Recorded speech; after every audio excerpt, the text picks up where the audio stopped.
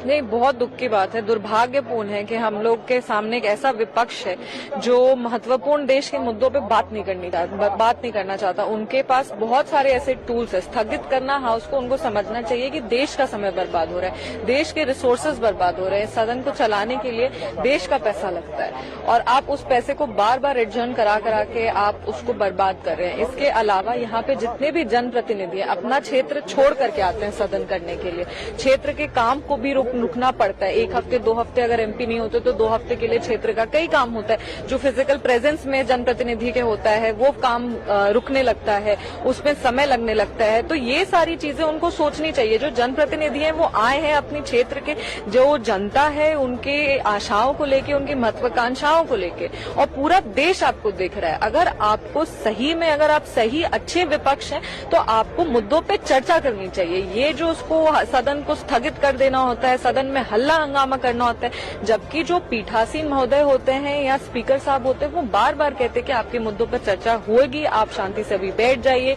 Constructive criticism जो होता है, जो फ्रूटफुल क्रिटिसिज्म होता है वो करिए, पर ये सुनते ही नहीं है।